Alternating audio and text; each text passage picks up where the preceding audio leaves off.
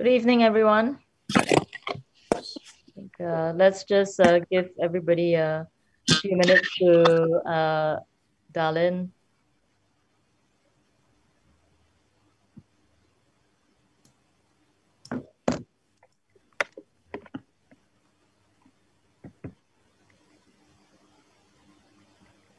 And good morning to those who are joining us from Europe and America. I know it's a very early morning for Alex and Baxter here, so thank you so much for joining us in the wee hours. We'll give it a couple more seconds and then we'll begin.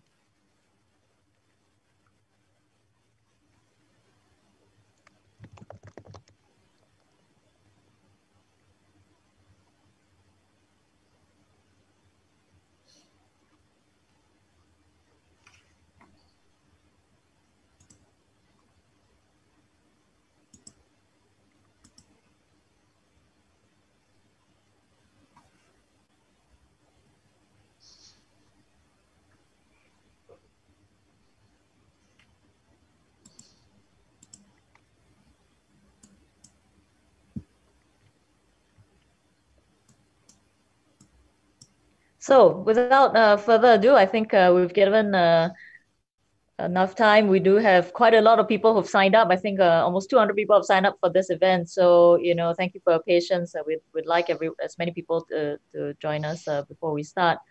But I think we have our guests all ready to go. And let's just begin our first Global Security Token Offering Panel 2020. Without further ado, let's bring up the slides, Nigel.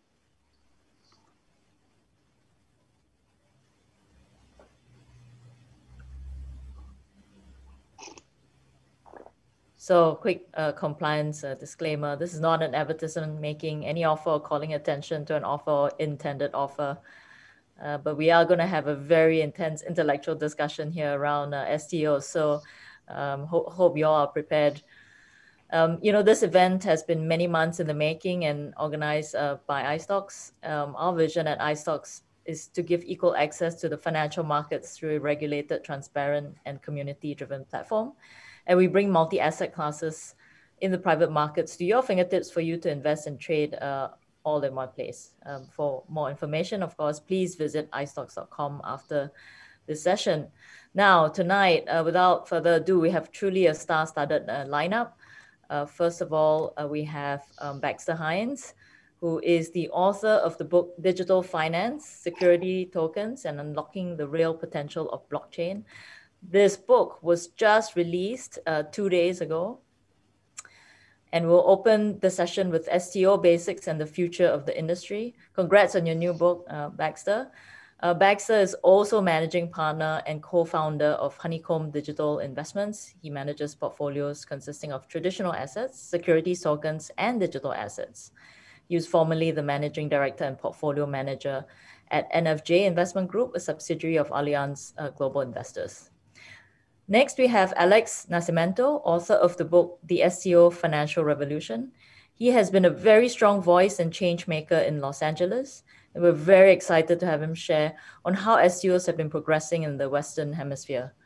Alex is a faculty member and co-founder of the UCLA Blockchain Lab and Blockchain at UCLA, where he lectures on blockchain business applications, in addition to his role of managing director of 7cc, Blockchain Investments, a company focused in fostering the blockchain industry. We also have Professor David Lee, who is a professor at Singapore University of Social Sciences, chairman of the Global FinTech Institute and senior advisor at Sentinel Chain. He's also the vice president of the Economic Society of Singapore and council member of British Blockchain Association. As a Fulbright scholar at Stanford University in 2015, he started mentoring and investing in inclusive blockchain projects.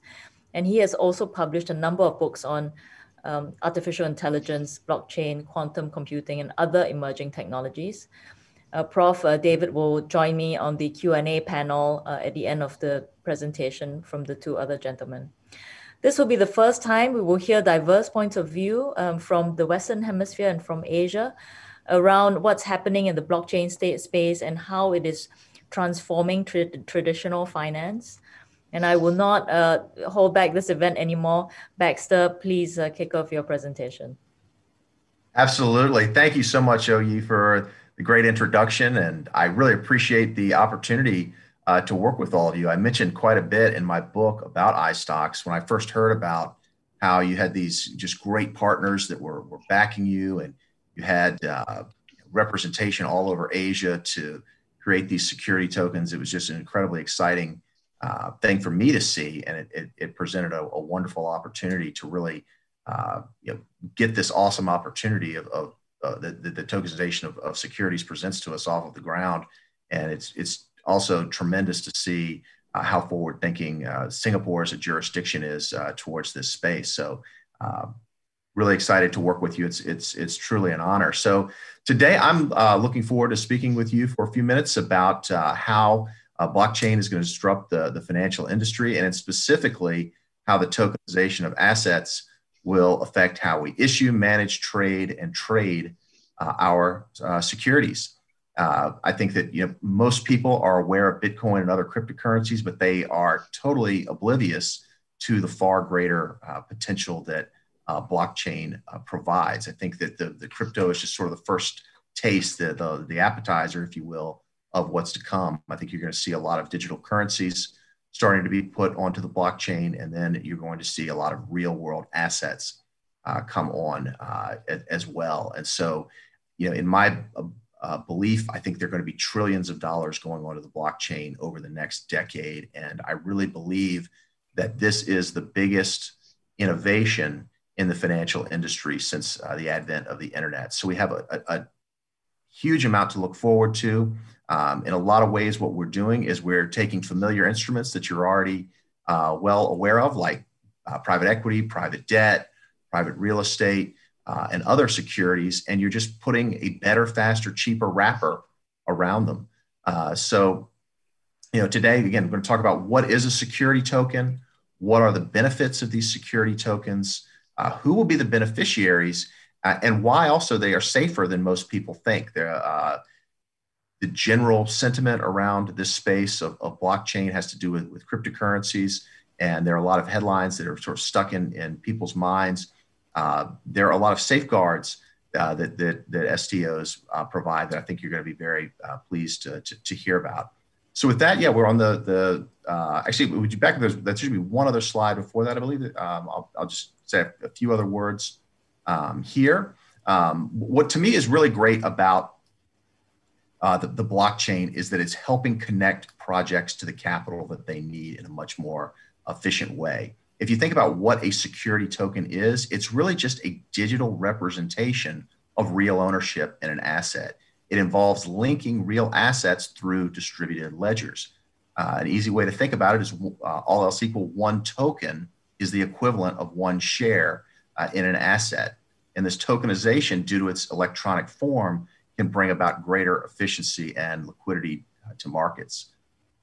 So I think that because of this, big trend that's going to be global in terms of its scale, everyone who's in the financial industry is going to need to have a broad comprehension of how this technology works, what it can affect, and what the consequences will be for business. And we are really in the early stages of this large secular opportunity to embrace blockchain technology and how it will connect the traditional and digital worlds. So moving forward to the next slide, I'll just go over a quick illustration of how tokenization works. It's a pretty simple concept. As I said earlier, just think of one token being the same as one share. What you're doing is you're taking, is the left-hand part of the slide is showing you're taking some kind of an asset, whether it's a dollar, whether it's a piece of real estate, maybe it's intellectual property. You're taking the title to that asset, and then you're putting it onto the blockchain. And the blockchain can then be used as a way to transfer, trade, track, audit all of these assets. And the representation will be made through the ledgers, these distributed ledgers, which blockchain is all about. And the ownership will be held in the form of a token as opposed to a paper certificate. So there are all kinds of assets around the world that have been put onto the blockchain already and are pioneering types of assets that are using this new technology. I would mention one here in the United States, the Aspen St. Regis, which is a hotel in Colorado and a popular ski destination. They issued about $19 million of tokens to represent ownership in their hotel as they were raising money to buy and renovate that property. So this isn't a fantasy. It's something that's real. It's being done right now. And it's being proven as a way, again, to manage these securities in a much more efficient way than we have in the past. Moving on to the next slide. I've got an example here that I think really shows you how anything of value, whether it's real estate, commodities, art, whatever it might be, can be used to back a security token. And what's really great about these security tokens is that they provide title to regulated financial instruments with the speed and agility of blockchain. Because of the programmable nature of blockchain, you can combine the latest in technology and the potential for automated world-class investor protections, regulatory compliance, and customer service into the security itself. That's something you obviously can't do with a paper certificate. And what this ends up doing is it drives down costs, it enhances flexibility of the instrument, and it opens up all kinds of new opportunities for new business models and revenue streams. And through these security tokens, the ownership and the transfer history of the underlying security can be digitally recorded onto the blockchain. So this really allows for cutting out costs, for increasing the returns that an investor would make off of a security, and also can help to eliminate risks that can happen in the marketplace. So in this case, I have invested in the creditworthiness of an NBA player. So this gentleman here that you can see on the slide, his name is Spencer Dinwiddie. He is the starting point guard for the Brooklyn Nets. They're an NBA franchise. He has a $13.5 million a year contract with the Nets. So he's got lots of cash flow coming his way. It's a guaranteed contract from the Nets. So even if he gets injured, he still gets paid. And he wanted to start his own business. Spencer calls himself a tech guy with a jumper. So he has a huge interest in technology. That's sort of how he thinks of himself first.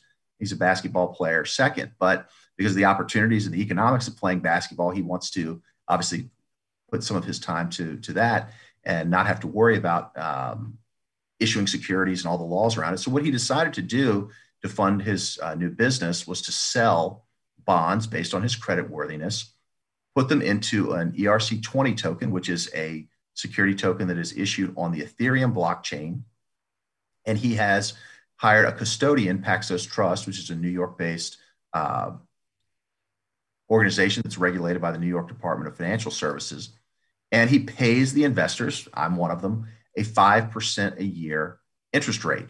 So you think about 5%, it's not an earth-shattering type of investment, but in today's world where there are so many people that need income, and there are low rates and even negative rates in parts of the world, 5% from an NBA player guaranteed, that to me is actually very exciting. And the blockchain can help Spencer to overcome a lot of the onerous compliance types of issues that come along with issuing a security. So for example, this is a security that can only be sold by US law to accredited investors. It has to be locked up for a year. And so as a result, the blockchain is going to enforce all of that. I can't sell it to someone who's not accredited. It has to pass through all those checks on the blockchain. If I wanted to sell it today, well, I haven't held it for a year. So the blockchain is not going to let me do it. So Spencer doesn't have to worry about what I, the owner of the token, does, because he has the blockchain enforcing all those rules for him, and he can go out and be a basketball player and earn a lot of money, but still have the capital he needs to start his new business. So it's a win-win type of situation for everybody. And I think it really shows, how new types of projects or new types of opportunities can be put onto the blockchain in ways that would have been very difficult through paper securities. So if we move to the next slide, just really quickly, there are so many advantages to these digital securities. They're going to create all kinds of transparency and automated verification of asset ownership. They're going to create access to liquidity for a lot of securities that are difficult to trade. It's going to create all kinds of new avenues to access capital. You're going to see all kinds of new creation of financial products that we've never had before. I mentioned already automated compliance, speed of settlement. That's another thing that's very interesting. If you have a security today, like a stock, say Microsoft, it takes you 3 days to get your money if you sell it. With a digital security, the potential for faster settlement is very great, and that reduces operational and custody risk. You're going to be able to collateralize assets much easier and have much more efficient use of balance sheets. And then you're going to have a lot more confidence in the security because it's so much easier to automate in digital, to audit when it's in digital form and do all kinds of analysis over the data's history.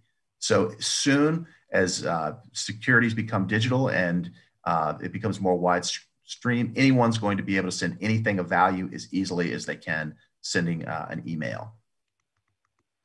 So real quick, I'll hit up two last slides just to talk about the potential of this market.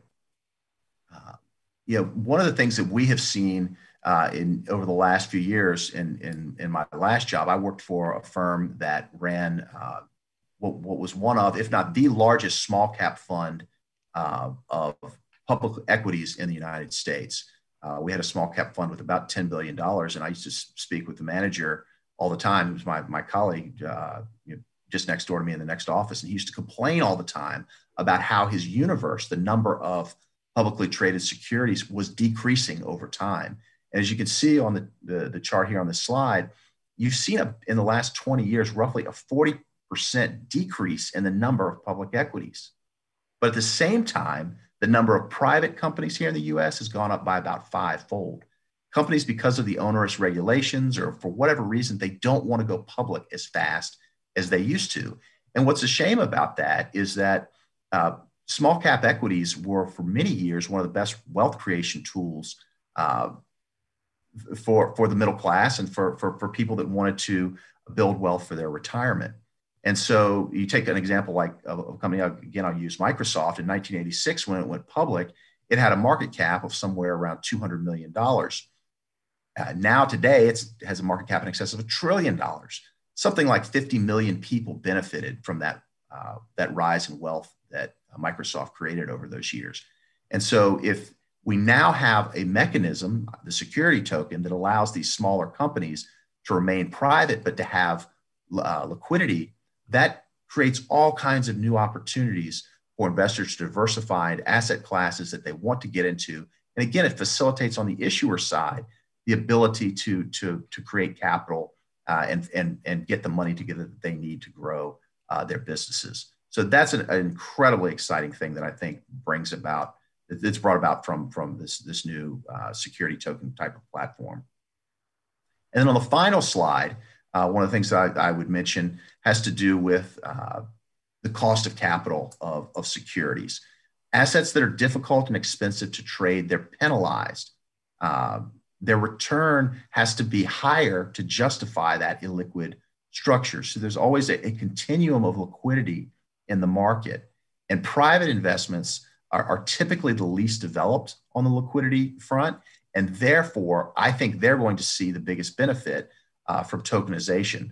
So basically what this chart is showing is that the less liquid you are, if you're something like venture capital, private equity, or timber type of REIT, very hard to get access to those investments. It's also very hard to sell those assets.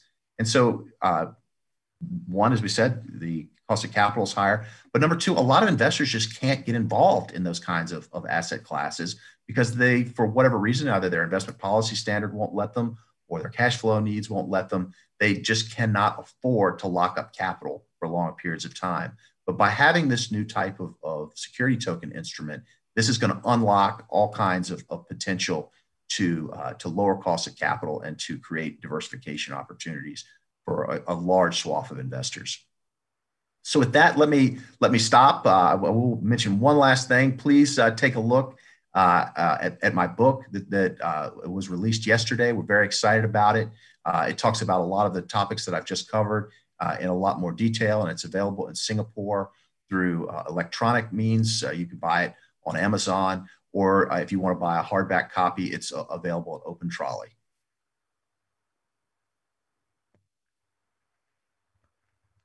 So I'll stop there and hand it over back to you, OE, and to Alex. Thank you. Thank you for that, Baxter. Alex, you're up next. Excellent. Can you guys hear me okay? Yeah. Fantastic. Thanks, OE, and thanks for inviting me for this. The whole iSTOX team, very excited to be here. Been following the progression of what you guys been doing, which has been trailblazing in the industry. So Baxter did a great job in covering some of the key points of security tokens, and I'll try to give additional thoughts to it. So a little bit about me, as you mentioned, I teach blockchain applications for business and security tokens here at UCLA, University of California, Los Angeles. And I manage 7cc Blockchain Investments, which is a company that advises and invests in the space. So I come from a trajectory of investing in tech companies and building this ecosystem at UCLA, together with writing a book on security tokens, which was probably one of the first textbooks on the topic, which we cover regulatory and frameworks across the globe and the utilization of security tokens from a business perspective. Next slide, please.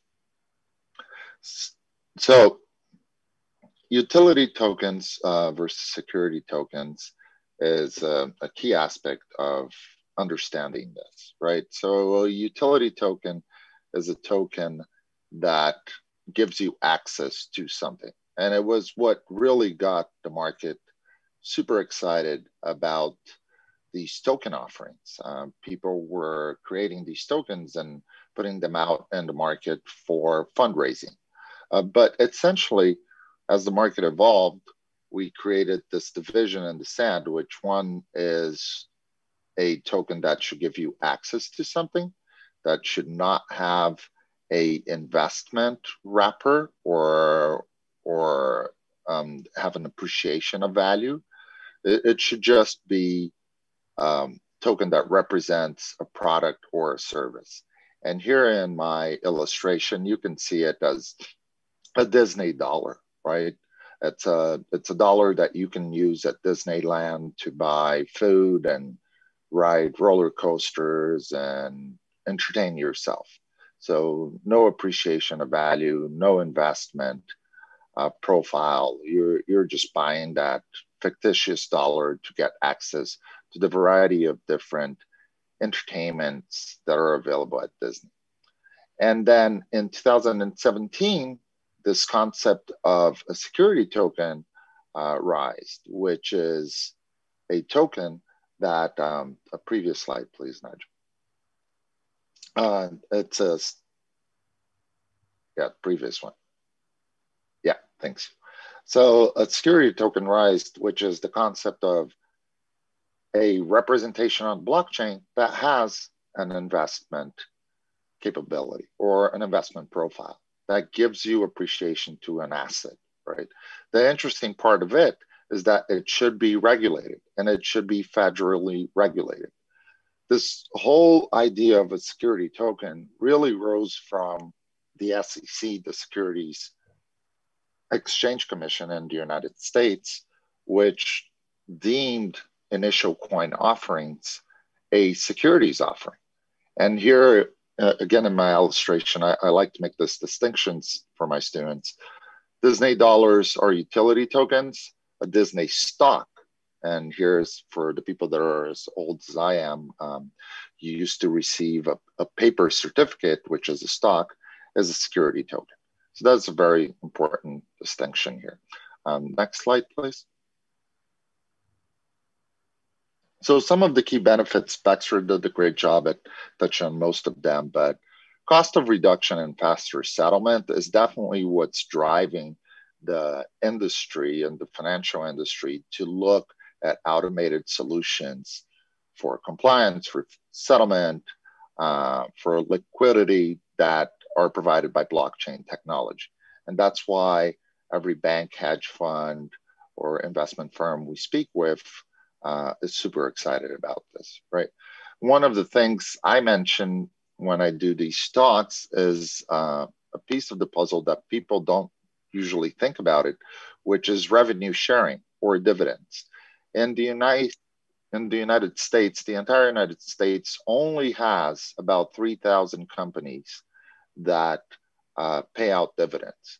Why is that? It's because it's extremely costly to pay dividends. It's a massive work from a back office and bureaucratic perspective.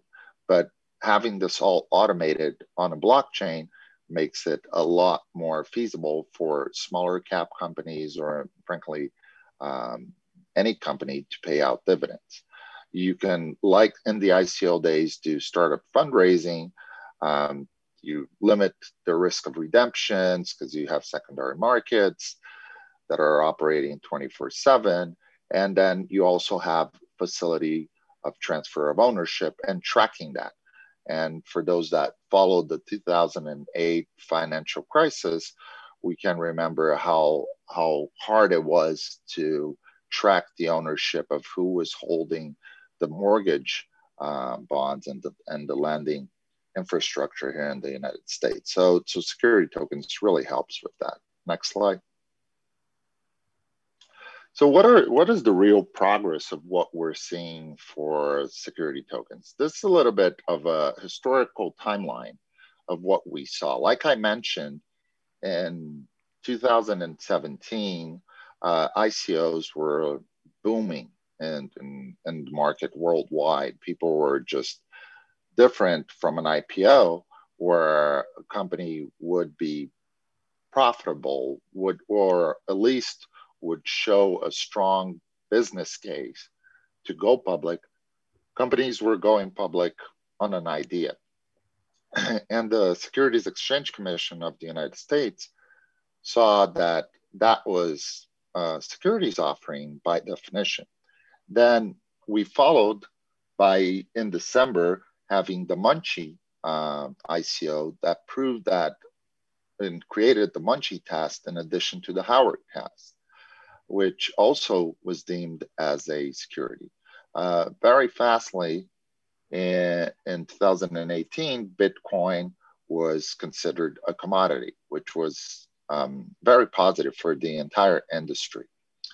And we evolved into the SEC reviewing what would be the right frameworks and guardrails to issue a security token, because in the United States, and it's important to mention here why the SEC of the United States was considered for the longest time like the controller or the ruler of this ecosystem.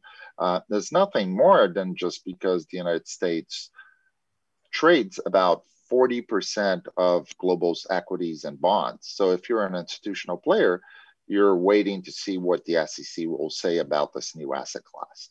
So frankly, and we were very happy to see the SEC move forward in a very positive way in July 2019 by allowing not only one, but two full public offerings, which means like anybody in the United States could buy it, of a security token, which was of the Props token and Blockstack.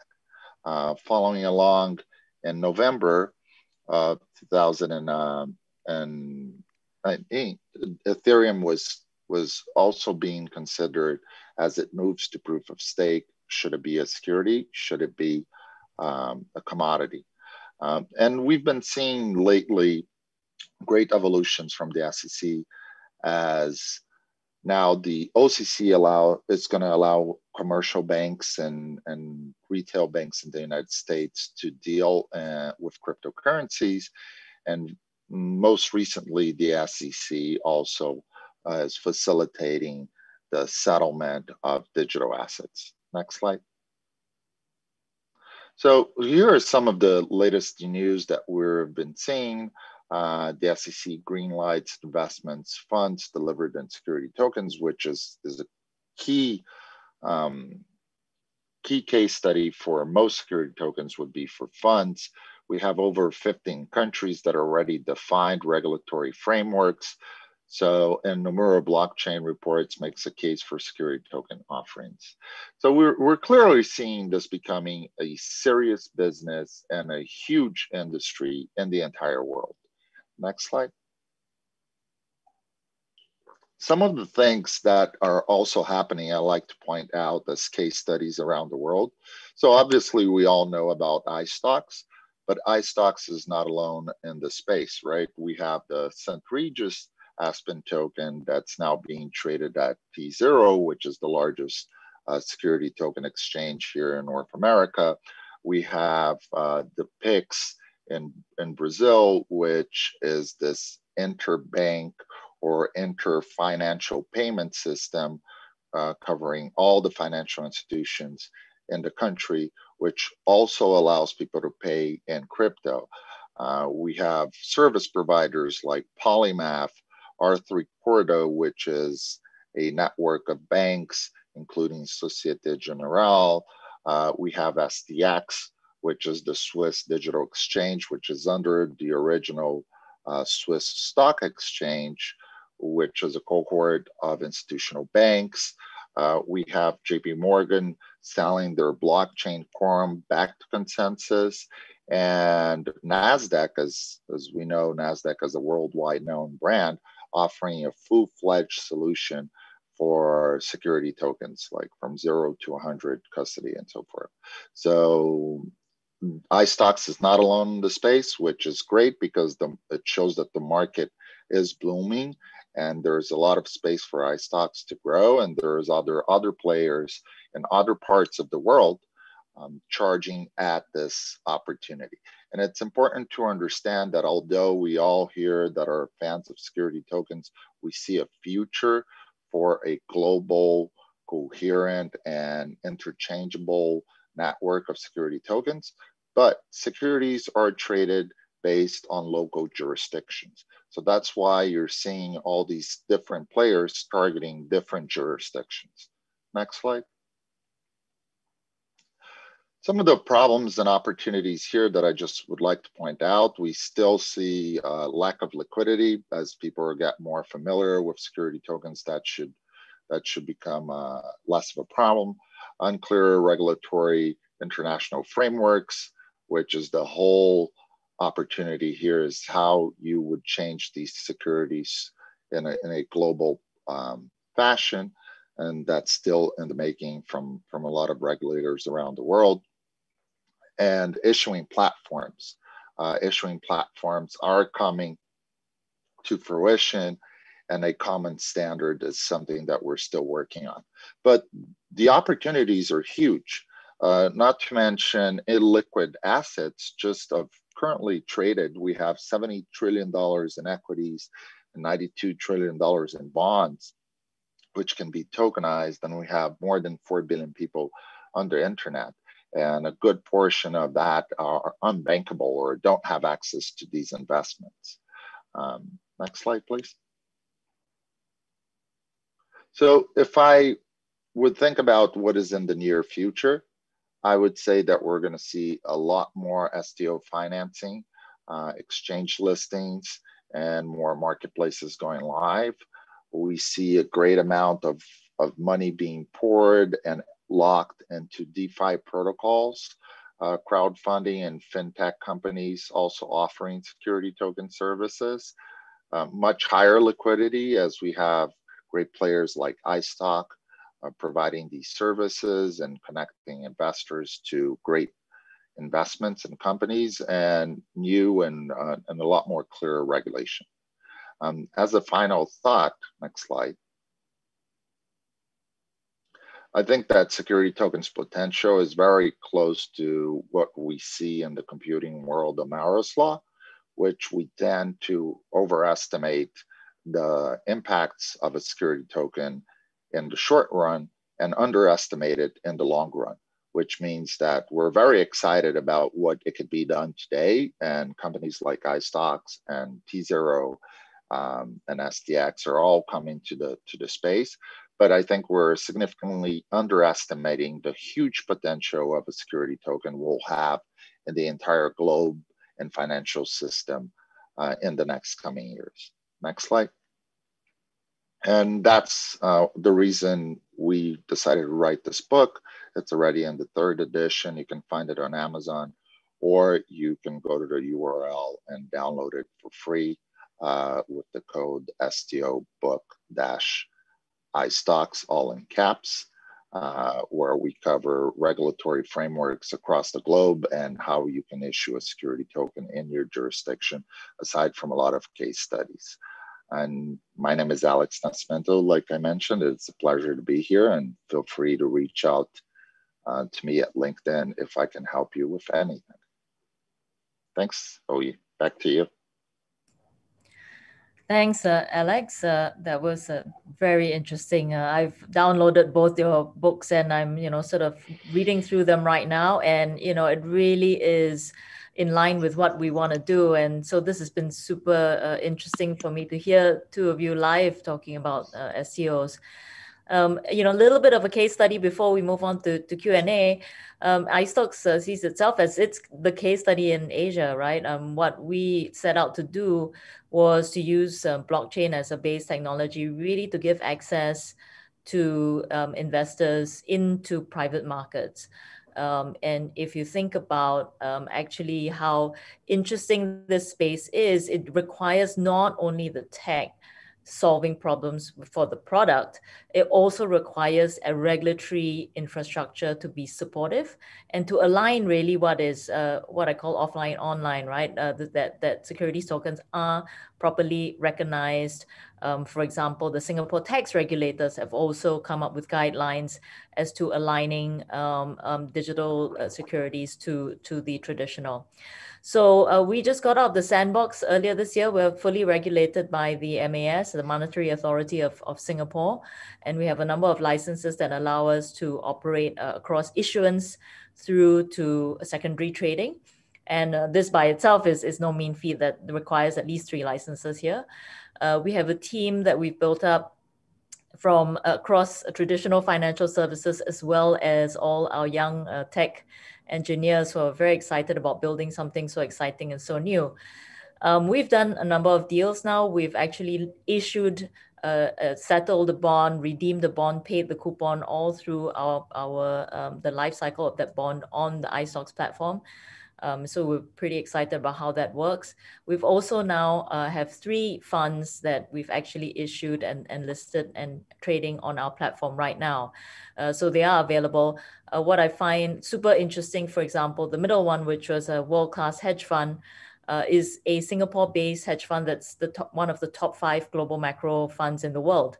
And if you were a ultra high net worth individual, you get access to it. But if you were a high net worth individual, you probably won't be able to find $2 million, which is the minimum entry ticket for this hedge fund. And so we've made this available at very small ticket sizes, 20,000, for investors who want some exposure to a hedge fund, but want to have a more balanced portfolio approach to that. So these are the 3. We have for example, a real estate fund that's invested in the UK and Poland. It's a pre-IPO opportunity. Again, we're super excited because we think this fund will eventually list on the main stock exchange. And therefore, we see this as sort of getting offboarded from our platform into the main stock exchange, which will obviously generate the returns for investors in the midterm. Next slide, please. Thank you. So how does it work? Just very simply, I think just putting all the discussion into one page, the platform itself takes the security and to a combination of a legal as well as the technology behind the platform. We put that onto our platform for our investors to subscribe in. On our end, we do all the KYC AML. I noticed something that, Alex, you talked a bit about the AML and KYC and the importance of that for a platform to make sure that we do all of that work. So we do all that for our fund manager issuers. We actually, all our investors are properly under MAS regulations, which some of you know is actually very strict. And so we run all of that. The cash that comes in from investors actually sit with the DBS, which is the largest bank in Singapore, and they're all held in virtual accounts within the iSTOX infrastructure. So they're actually held in trust by one of the largest banks in Singapore. Now, when you invest, what we do is the fiat tokens then get matched with the security token. So it's a private blockchain. It's a private permission blockchain. We're under obviously very big amount of scrutiny by MAS around cybersecurity, safety of the security of the tokens. And therefore, we see ourselves at the moment as one of the leading players in this region. Next slide. All right, so here we are, actually the most exciting part of the evening. We're going to open up this to Q&A. And at this point, I'd like to introduce Prof. David Lee, who has been with us through this webinar. The first question actually will be for Prof. David Lee.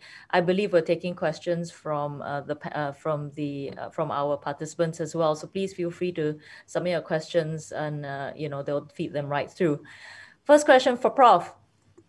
How supportive do you think governments in general are on STOs and digitized securities, and do you see a group of governments that are more supportive, and who are the governments that are still trying to get up the learning curve on this? First of all, I'd like to thank iSTOX for inviting me, and it's a great honor to be able to know Baxter and Alex today and sharing the same webinar. So it's great to be here. Your question is very interesting, because I think the perspective on investment and regulation is very different from this part of the world as compared to America or Europe. So maybe today I speak as an investor, because I've been a stockbroker since 1993, and I was the first few hedge fund in Singapore in 98, and then I did private REITs in the early 2000s, and then I decided to go back to academic in 2012, and one of the reasons is that I'm constantly looking for the next big thing, and one of the criteria that I have is negative correlation with the kind of portfolio that I have. So the key question is, where is the area where I can find products which are LASIK, LASIC, which is low margin, asset-like, innovative, scalable, and then the last one is the most important, compliance easy. Because I think if you have a you buy into something which is compliance not so easy, or high risk and regulatory risk, we have seen that in the recent, probably one of the largest IPOs, when the government start looking at the entire landscape differently, then your investment actually is very high risk. So I think from the regulator and the investor's viewpoint, the first thing is that you have the risk, the financial risk, but when you're now adding on another layer of risk and complexity, which is technology. So we have blockchain, we have cryptography, and we have quantum computing. There will be a transition period where we can be quantum resistant. So you have to have a very strong argument for the regulators to say why I need to promote this STO. That's one reason. Second, given the kind of quantitative easing that we have at this moment, and if you want to promote STO and fractionalize the investment to the general public, I think regulators will think very hard about this as well. And thirdly, when you have the technology where if you are only going to disrupt the industry and not create jobs, and you take the whole back room off and create a lot of employment in the kind of situation, as a regulator, they will think very hard as well. So this is, as an investor, I will think about all this. And also, from my viewpoint, it makes very little sense in that the whole idea of blockchain is about reducing the cost of trust. But over here, we still have the security, which is one layer of trust. Then we put on the technology itself. We have to trust the technology as well. We are not disintermediating any risk at all. So if you want to convince the regulator to ensure the STO can go, then you really got to think about the arguments that, you know, they will have to push this agenda. And if you look at Asia, 50% of people are not included in the economy. And a lot more, maybe 60 or 70% are underserved by the financial sector. So you have to come in from the angle from financial inclusion. If you think the STO is going to take off. And the question is, how do we make STO take off where it's compliant easy and is acceptable by the government? And the general idea is then we have to serve the society. How do we do that? Why don't we not look at security token, but look at token security? And I talked about this maybe 2 or 3 years back, that it is not the security token that we should focus on, because that is only a small part of the world population that will benefit, because it's always those who are participating in the market and have been in the market for 20 over years. And you really need to bring the rest of the people back to the economy and the financial sector. And the difference between security token and token security is that it is the security, and then you tokenize it. So you, as a token, you don't need to have the underlying structure, right? You just need to tokenize. I think Baxter said that tokenize anything which is of value, and then you disintermediate the legal structure. But you can't do that unless the government are willing to have a token law, or like in Singapore, we have the omnibus law, which Singapore, maybe China, Thailand, and the Asia government, even Cambodia, they're moving ahead and dismantle the entire Security Act. You need to have a token act for this security token, or I call it token security is because it's a token first. And after you've been a token, let's say you tokenize account, you tokenize tuition fee, you tokenize anything of value, and then you start to collateralize that, then it becomes a token security rather than a security token. So in that aspect, you will be able to convince the government, and you have to revamp the entire security law, which is way back. We all know how far back. And I think MAS is doing that. And a lot of other countries in Asia are relooking, especially those who are not financial center, because they have nothing to lose. They are not in the financial. That's the reason why you see the first central bank digital currency that is on blockchain is from Cambodia, the Bakun project. Nowhere else has done it, and the rest of the people are just talking about that. So that's my view. If we want this to take off, we have to think from the angle of how do we serve the society and bring the rest of people back to the economic and financial system. Thanks, Prof. That's certainly a very interesting one, right? Sounds like Asia's ahead of the game. The next question here we have is for Baxter.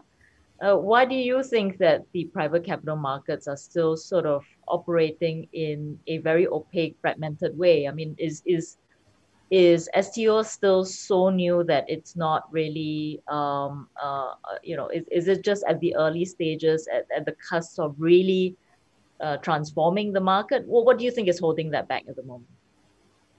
Sure. I think the first thing that I would say is, inertia is a very powerful force. People tend to continue to do what they've always done until there's a darn good reason to change their ways. And I think security tokens definitely have the benefits to do that. It's going to take time. And one of the biggest hurdles, in my opinion, is one of the reasons, for doing webinars like this and for writing the book that I've just put out.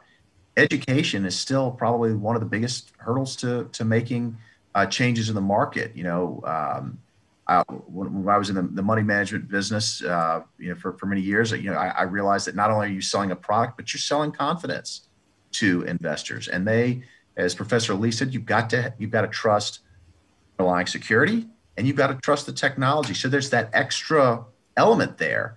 I go back many times when I talk about this new blockchain adventure that we're all going on right now, and compare it to the early days of the internet. And there's so many parallels that I can remember, from that period that I'm kind of seeing unfolding today. So my first job in the business, I worked for a brokerage firm on the East Coast of the United States, and people were looking at internet companies in the mid 90s, and that was really starting to take off. But people were saying about the internet, have you heard about these fools that are putting their credit card numbers online and buying stuff? I mean, they're getting hacked. They're getting, why would you do that? That's so foolish. Well, today we have Amazon's the biggest company in the world, and they make a business off of, again, that efficiency. The internet at the time was seen as, a lot of nefarious activity was taking place on it, or people didn't really understand what it was. They knew it was sort of these computers talking to one another, but it took time before it really got mainstream. And so I think that's really where we are with security tokens and blockchain-based assets right now. It's just going to take some time for people to get up the learning curve, and I think we're going on that journey right now. Great. Well, this is one way of doing that education for folks out there who are curious. So that's good. Early adopters here. Next question we have is for Alex.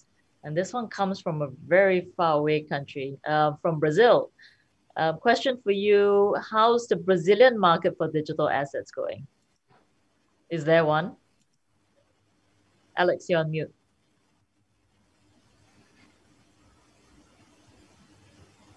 Sorry, I was on mute. Yeah, so the Brazilian market is a very interesting market because historically, the CVM, which is the securities government regulator of Brazil, has historically followed almost to a T what the SEC in the United States deems to be new regulation. Let's call it this way, right? So until today, because it has been very recent that the SEC in the United States allowed public offerings for security tokens. And it's very important to mention that in the United States, not to jump the gun on the question, you could sell securities tokens to accredited investors without a problem, right? Under Regulation D 506, 506C, or 506B, which is a difference between allowing you to market it or not market it, you could sell it to accredited investors without a single issue. And that was super clear. Now, how can you sell that to the average person?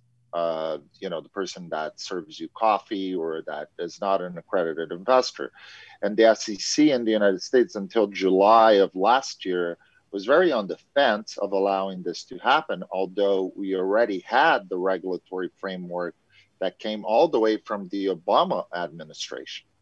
So historically, the CVM in Brazil looks very much to the SEC in the United States to implement new regulations. So as of today, securities cannot be tokenized in Brazil, with two caveats to it.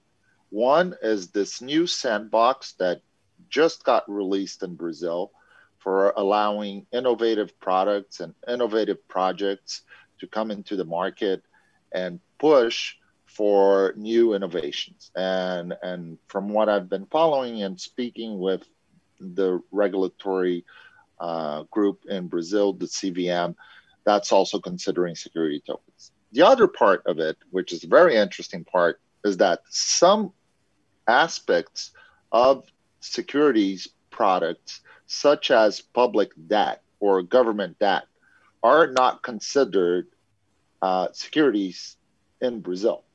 So those have been traded or have been tokenized. Mercado Bitcoin, which is the largest crypto exchange in Latin America, has already tokenized a few offerings of Brazilian public debt, both state and federal. So we're seeing evolutions in that space in Brazil. We're now seeing also soccer teams tokenizing securities that are not in the realm of considered as a full-fledged security. So I think that there's a lot of promise there, and obviously Brazil is one of the largest crypto markets in the world. So I'm very positive of the way this will unfold, and the team at CVM is very forward thinking. So great things should come in the very near term. Great. I want to pick up this thread. We talk a bit about emerging markets like Brazil and Cambodia. This is a question for Prof. David, who spoke, and you spoke a little bit about financial inclusion. And I want to pick up on that point.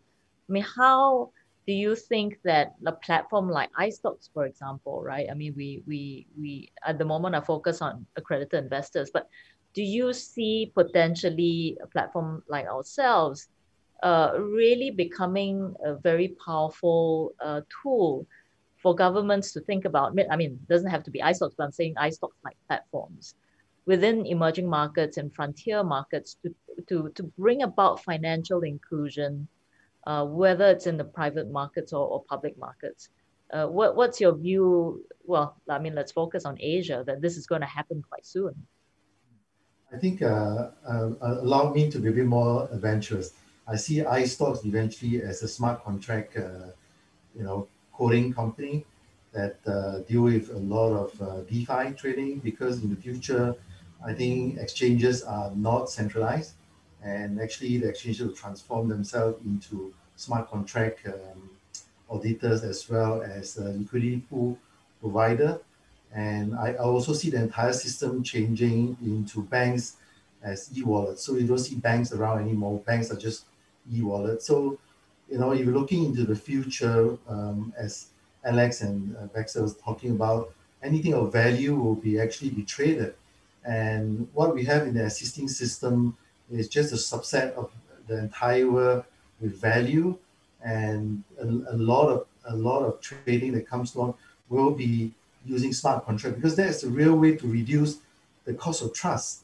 And given that, if you look at how SEC in America is doing, Hester Pierce is pushing onto a lot of new agenda, and you can see where she's going. She has a safe harbor. She's looking into a lot of new tokenization. It's exactly what Alex is talking about, that it will be token security that we are all looking into.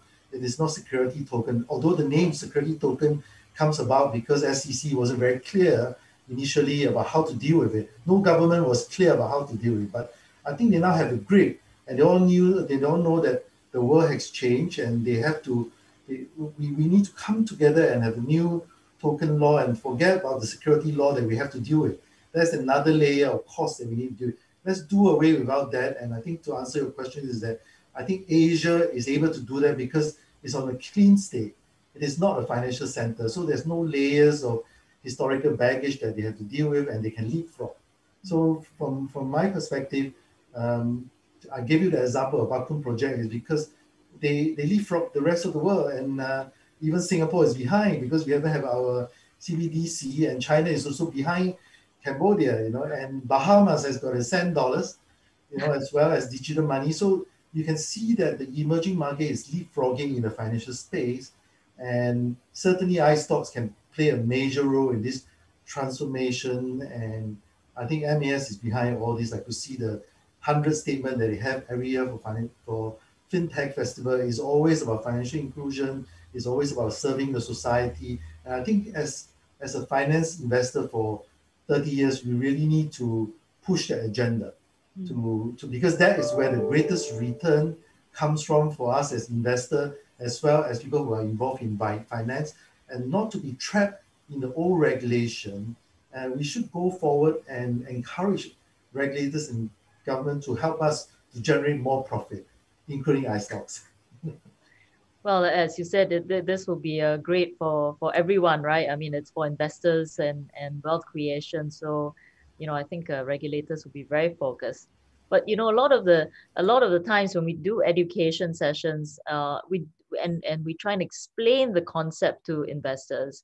There's a lot of questions around security, right? So, this question is for Baxter, who's actually invested in a security token that is which the underlying is a basketball player's revenue, right? How do you as investors, or how do we think about getting investors comfortable or feeling safe, or what should investors look out for when they're investing in security tokens? I mean, I have an answer for that, but certainly I'd love to hear, Baxter, your view on that. Sure. I think that, the first thing that I would mention to investors is just to realize that what you're dealing with with the security token is really just the same that you're dealing with in many ways with the traditional ways that you've bought securities. It's just you're now going to a digital and blockchain based format. It's really not that different. And what you need to look at with these investments is obviously first the underlying investment, because it doesn't matter how you package it up or how you sell it. If it's a bad investment, or a bad company, you don't want to be involved with it. So obviously start with the fundamentals. But the other things that I would look for, like take with the Spencer Dinwiddie token, you look for things like, who is the custodian behind the assets, or who are the people servicing these assets? What's their reputation like? What are their procedures that they follow? You could get a lot of additional safeguards by sticking with familiar partners, by sticking with companies or organizations that have a good track record and good reputations out in the marketplace. So in the case of Spencer Dinwiddie with Paxos, that was a great company here in the United States that had its own stable coins that were paying the interest to me and to the other investors. They were doing all the custody over the life insurance contracts that are connected to him. So that's another safeguard that we have. They were monitoring all the smart contracts because he was required at certain dates to put in certain money into escrow accounts. You've got a good partner like Paxos. We also knew the broker dealer that was issuing this security and raising the investors. So I think that kind of stuff is all very, very important. And if I could, I just add a little bit to the question that you just had about emerging markets. That was a big part of my background. I spent most of my time helping U.S. investors get access to investments outside of the U.S. and emerging markets were a big part of that. One of the things that really helped investors find those opportunities was the ADR market here in the U.S. And the GDR markets in other countries, so American Depository Receipts or Global Depository Receipts. And that was a big draw to me about this technology, as I saw how the ADRs were structured, how they were literally just a receipt. It was just that. It said that you have, by holding this receipt, you have ownership rights to a security that's held in a custodian's vault. That's really all an ADR was.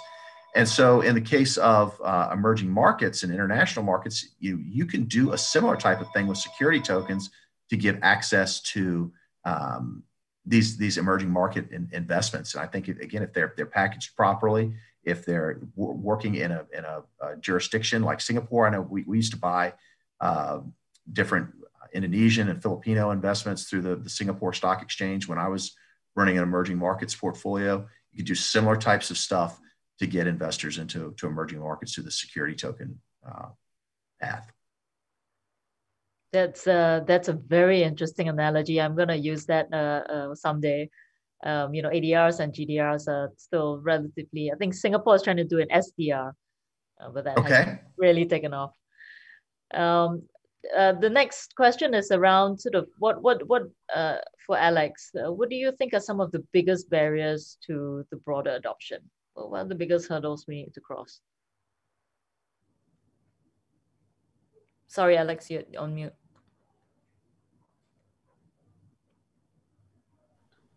Keep putting myself on mute. Sorry for that. I think that, like you mentioned, Oyi, there's two parts of it, of the whole security token ecosystem that need to be solved, right?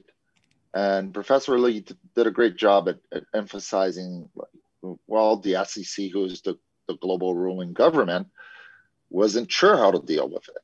So those two parts, in my opinion, are tech and reg tech, or regulation, depending on which jurisdiction you're in. Some jurisdictions have more clear regulatory frameworks, like Singapore, which in 2014 was one, if not the most forward-thinking country in the world for digital assets by allowing people to trade them and taxing them. So definitely props for you guys at iSTOX for choosing, in my opinion, the most forward-thinking jurisdiction. So you have those two parts. I think that tech is close to being fully solved. One of the key aspects we're trying to solve is which standard of token will be the winning standard, right? And if we go back to the beginning eras of the internet, and I'm old enough to remember those, TCP was the winning protocol, and not necessarily TCP was the only one. It was just like the most scalable and adopted one. And we're going in that direction of defining what tech will be the ruling protocol. I think that's easy. I don't think we're going to have too many issues with that. And you guys at iSTOX is doing a great job at helping disseminate that that thought process. I think that the other side of it is regulation, and how clear it is for platforms, issuing platforms, token issuers, or companies that want to raise money or put out financial products in their jurisdiction to issue these products.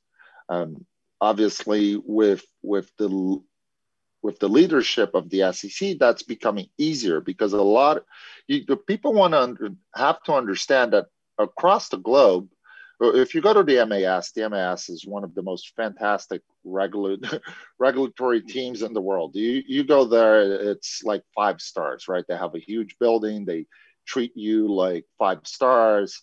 They are fully aware of what security tokens are, even in 2016 when we started having conversations with them. That's not the case around the world. Some of these jurisdictions have really small teams. And these teams are not only looking at security tokens, but they're also looking at the whole broad scope of securities.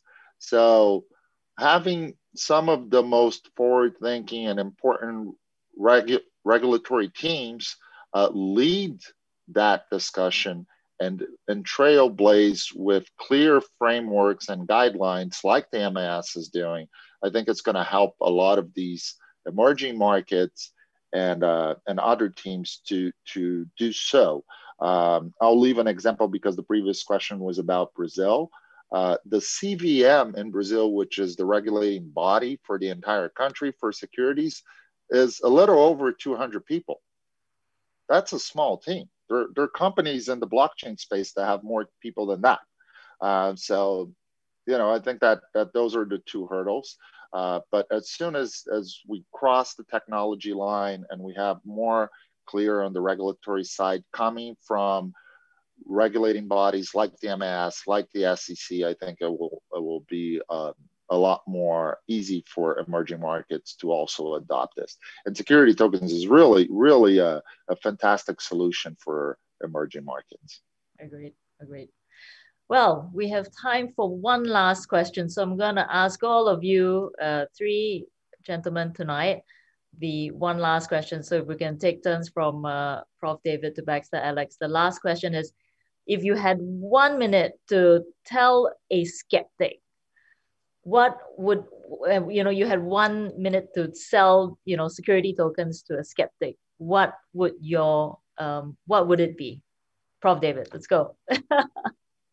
I think let's use a very broad definition of security tokens, anything that, and token security. I think if I have 1 minute, I would just say that, whatever technology that we have, and especially now in the 4th industrial revolution, blockchain is a technology, and it's important whatever we do in finance that we have to serve the society, and if we do that, and certainly security token can do a lot of good of the society, but it's all the design thinking. And if we put our brains together with the regulators and the technologies and make sure that we design something that gain the trust of the people, security token is definitely the way to go forward. Great. Baxter, your turn. Sure. I would say that, blockchain over the last 10 years has really proven itself as an incredible way to transfer both value and information. It's a trustless, immutable type of source of data, and it's something that is just only going to get bigger over time. And I really believe that we are at a tipping point with these digital assets. if you think about like what I'm saying from about adoption from say a framework that like an author like Malcolm Gladwell would talk about. He says, a new trend comes along or a new idea, and people kind of don't really pay much attention to it. It takes time for that to happen. It gets shunned. Sometimes it even gets retaliated against. We're certainly seeing that with blockchain. But then there comes a moment, which he again calls the tipping point, where things really start to turn, and it just becomes a self-fulfilling prophecy that the idea takes off. And I really do believe that's where we are with blockchain today. So fasten your seatbelts. I think we're really about to take off and see an inflection in adoption. Yep, I'm feeling that too. Alex, what's your 1 minute? Mine is pretty straightforward. I like to think it about like, and I tell this to my students. So think about traditional securities as paper and pen ladders, right? You used to write them on a paper, use a pen, send it to the mail, and then hope that it will get to the other side of the world in a timely fashion that you're expecting that communication to get. And that's exactly what was the old securities market. And security tokens are like the email. You can build a lot more fancy models of it. You can make a much nicer letter, a much more creative letter, and you can spread it across the globe in a time zero model, right? And you can spread it around to anyone in the world, and really have a much broader distribution of your security. So think about security tokens as the email for paper and pen letters. Fantastic. I think that's another great analogy I will be using quite often now. Great. Thank you, everyone. I think we have taken a lot of your time this evening. I know everybody's got a long day ahead, and Prof. David, it's late for you as well. We had a great audience. There were many questions, and they seem to have come from all over the world. So that's great. I think, Nigel, you want to flash the last slide just as a reminder of the two books that everyone should be buying right now. Oh, I think we've kind of lost Nigel's slides. But again, look out for Baxter and Alex's books. They're available on Amazon. We're super excited. And again, anybody who needs some copies, please reach out to the iSTOX team. We'd be happy to get some for you. And Prof. David, thank you so much. Alex and Baxter, thank you so much for your time. We'd love to have you back again, maybe sometime next year to find out, what's next. Maybe the tipping point has happened and we're going to have a very different discussion and audience right here. So thank you, everyone. Have a good evening, and we'll speak to you very soon. Thanks, Zoe. It's a pleasure to be here. Thank you. Thank you. Bye. Bye. Bye.